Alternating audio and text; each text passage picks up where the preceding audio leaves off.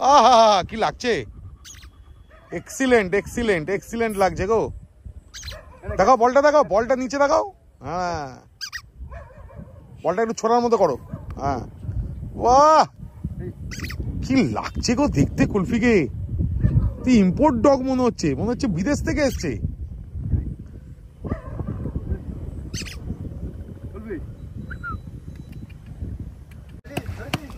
এই যে রাজারহাট থেকে আপনি শোভাবাজার ঘাট লং ডিস্টেন্স, এই লং ডিস্টেন্সে আপনি আসছেন কেন? সাঁতার কাটাতে গঙ্গায় কেন আসছেন?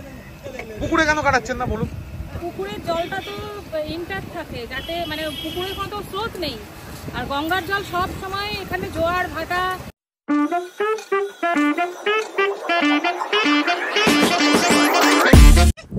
গুড ইভিনিং, চলে এসেছি মাঠে আবার এফএম কে নিয়ে। এই যে এফএম আর হচ্ছে কুলফি। হ্যাঁ দাঁড় করো হেভি লাগছে দেখতে। দেখো এখানে কি সুন্দর হাওয়া দিচ্ছে। আর কুলফি শো ডগের থেকে আমি বলেছি না কোনো অংশে কম নয়ও। দেখো ইস কুলফি,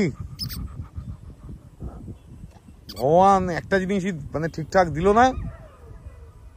এটা হচ্ছে ভগবানের খেলার, কি করা যাবে। যাই হোক, কুলফি কিন্তু অলওয়েজ হিরো এবং হিরোই আছে। দেখো লেজ নাচছে, দেখো ও এই এখানে সিট করতে হবে না। হ্যাঁ ঘুরিয়ে দাঁড় করো, বল দেখাও। আহা কি লাগছে, এক্সিলেন্ট এক্সিলেন্ট এক্সিলেন্ট লাগছে গো। দেখাও বলটা, দেখাও বলটা নিচে দেখাও। হ্যাঁ বলটা একটু ছোড়ার মতো করো। হ্যাঁ বাহ কি লাগছে গো দেখতে কুলফিকে। তুই ইম্পোর্ট ডগ মনে হচ্ছে বিদেশ থেকে এসছে।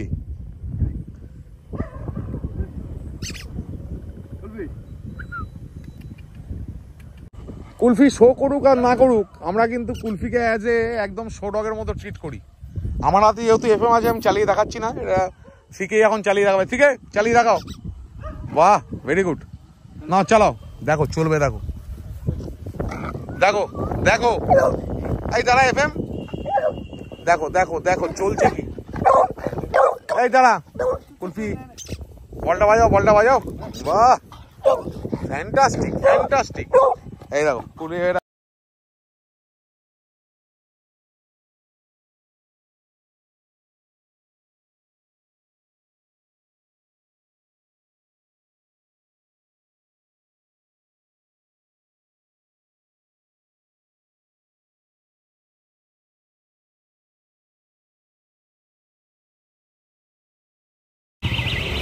কুলফি আর এফএম কে করে আসতে দেরি হয়ে গেল, তখন এটা হয় বাবা কিসের আওয়াজ এটা কে জানে।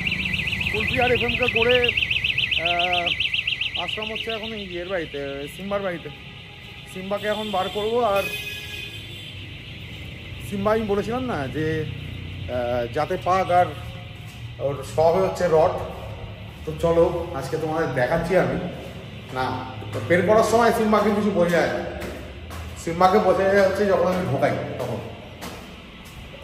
তো চলো এখন আমি সিম্বাকে আগে বার করি, বার করে প্র্যাকটিসটা দিই।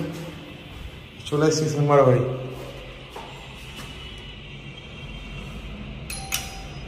এক্ষুনি ছোট্ট সিম্বা বেরিয়ে আসবে।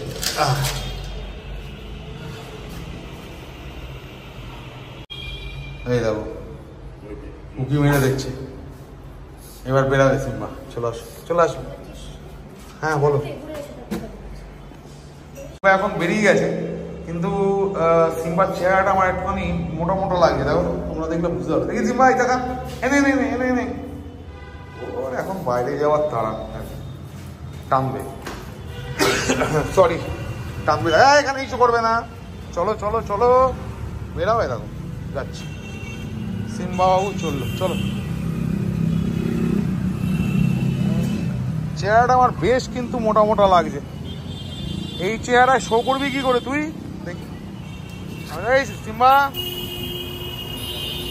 চেহারাটা কমাতে হবে। চলো এই এখন তো মতিগুলোর দিকে নিয়ে হাঁটি, একটু প্র্যাকটিসটা করিনি, তারপরে কথা বলছি।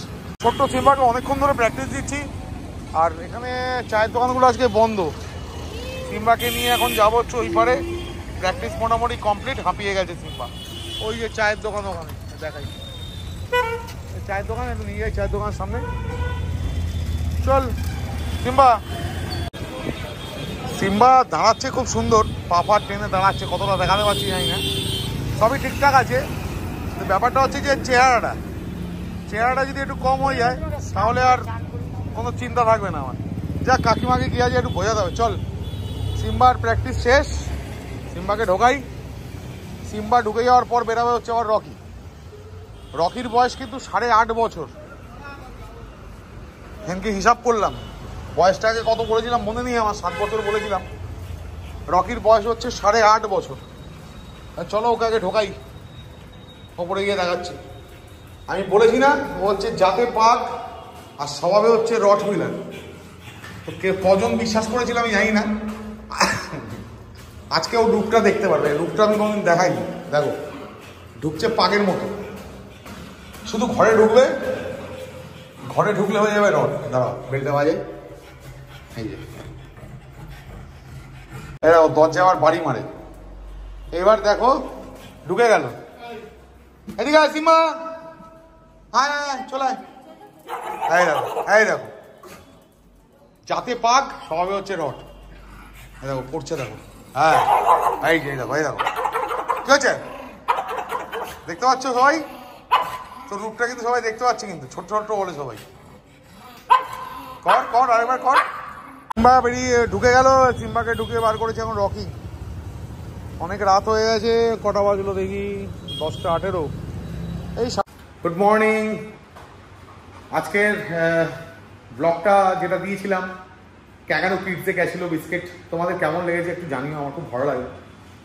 আমার এই 1 বছরের কেরিয়ারে, মানে ব্লগার কেরিয়ারে বলবো, তো এটা আমার নিজের জন্য সেরা ব্লগ এই কারণেই, কারণ টিচাররা যে বাচ্চাদের এত কিছু জিনিস শেখাচ্ছে দেখে এত ভালো লেগেছে। আমি চাই প্রত্যেকটা স্কুলে এরকম সেশন হোক, যদি সম্ভব হয় যদি সবার কাছে আমার এই ব্লগটা পৌঁছায়। ক্যাঙ্গারু কিডস নিয়ে আমি যে ব্লগটা দিলাম, বিস্কিটকে নিয়ে, বিস্কিটের সঙ্গে ক্যাঙ্গারু কিডসের যে সম্পর্কটা তৈরি হলো। তো যাই হোক, চলো ব্লগটা দেখো তোমরা, ভালো লাগবে আশা করি। আর এই যে এখানে আমাদের স্পার্ক বাবু, আসো স্পার্ক। এই যে স্পার্ক বাবু এখন যাচ্ছে সাঁতার কাটতে। চলে এসছি গঙ্গায়, দেখো কি অবস্থা আজকে, এত টান জলের। এই দেখো ও এগাতেই পারছে না, বল কোথায় ছুড়ে দিচ্ছে আজকে, বল ছুড়ে দিচ্ছে কিন্তু এগাতে পারছে না। জলের টান দেখো, এই দেখো এই যে আবার ছুড়লো, দেখো ওকে দেখো, এই দেখো যেতে পারছে না। আর বল দেখো কি স্পিডে আর যাচ্ছে, দেখো এই দেখো আটকেই রয়েছে ওই জায়গায়। এই জিনিসটাই দরকার, এই জিনিসটা পুকুরে পাওয়া যায় না। আমি লোককে বলে বোঝাই, এটা পুকুরে পাওয়া যাবে না, এই কারেন্টটা, এই জিনিসটা পাওয়া যাবে না পুকুরে, এটা একমাত্র গঙ্গায় আসলেই হয়। সেই জন্যই আমরা গঙ্গায় নিয়েছে। জল আবার ঘুরে গেল, দেখো জল ঘুরে আবার ওদিকে যাচ্ছে, মানে জল শুধু ঘোরাফেরা করছে। ওই দেখো এদিকে আমরা বল ফেলছিলাম, এখন আবার বলটা আমাদের এদিকে ফেলতে হচ্ছে উল্টো। এই চলে যাবে, কিছু ছুড়ো না তুমি, বল দেখো বল ফেলো। চিন্তা হচ্ছে একটাই, আজকে প্রচন্ড টান, জল ঘুরছে বাবা, শঙ্করই আসতে পারছে না।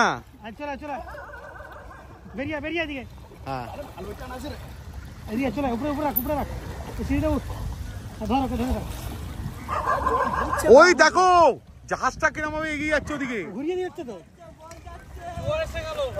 এই বল এই দেখো জাহাজও ঘুরে গেছে। জলের টানটা তোমরা বুঝতে পারছো কতদূর জানি না। এই দেখো এগুলো সব বয়ে চলে যাচ্ছে, টান দেখো জলের। এই দেখো পুরো একটা ঘূর্ণি টাইপের এখানে কেমন জলটা ঘুরছে। এই দেখো, হ্যাঁ ভাটা ছিল, জোয়ার হয়ে গেছে এখন। দেখো জাহাজটা কিভাবে জলের টানে চলে যাচ্ছে, ঘুরে যাচ্ছে। ওই দেখো স্টিমার ঘোরাবে, ওখানে লাগাবে। দেখো সাঁতার তো হচ্ছে, সবই হচ্ছে। একটা জিনিস দেখে খুব খারাপ লাগে, সেটা হচ্ছে যে পবিত্র গঙ্গা আমরা বলি। দেখো গঙ্গার মধ্যে কি পরিমাণ ময়লা, বোতল, প্লাস্টিক, কি পরিমাণ ময়লা ভেসে যাচ্ছে। মানে মানুষই গঙ্গাকে দূষিত করছে, আর কিচ্ছু না। এই দেখো কি অবস্থা, দেখো এই দেখো খেয়েছে লোক, সেটাও ফেলেছে, দেখো সেটাও ফেলে দিয়েছে। প্লিজ, আমাদের শহরটা খুব সুন্দর, কলকাতা শহর, এটাকে কেউ নষ্ট করো না। এরকম ভাবে ময়লা ফেলে, আবর্জনা ফেলে, হ্যাঁ এটাকে নষ্ট করো না। যাই হোক ছাড়ো, এই যে এফএম চলে এসছে, আর এখানে দিদি চলে এসছে। ছাতাটা এখনো খুলে, ছাতাটা খুলুন দিদি, ছাতাটা খুলুন, ছাতাটা খুলুন খুলুন।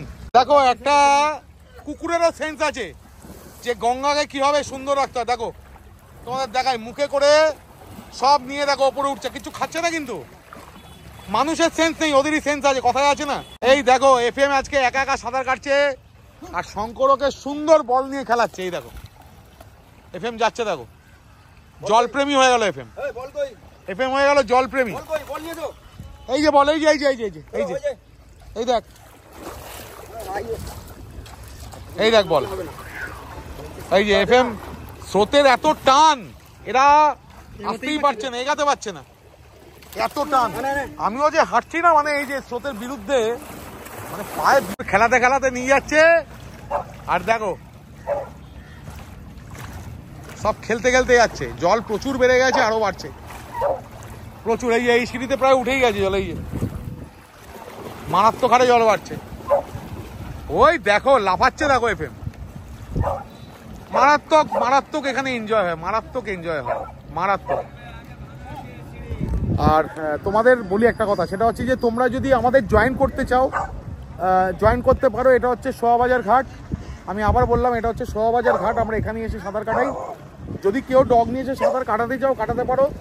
আমার ডেসক্রিপশন বক্সে আবার বলে দিলাম আমার হোয়াটসঅ্যাপ নাম্বারটা থাকে, সেইখানে তোমরা আমার সঙ্গে কন্ট্যাক্ট করো, হোয়াটসঅ্যাপ করো, তাহলে সব কিছু জানতে পারবে। এই আবার চালু হয়ে গেছে। দিদির থেকে আবার শুনি আমি, দিদি এই সাঁতার কাটাচ্ছেন আপনি কেন, কারণটা বলুন তো সবাইকে।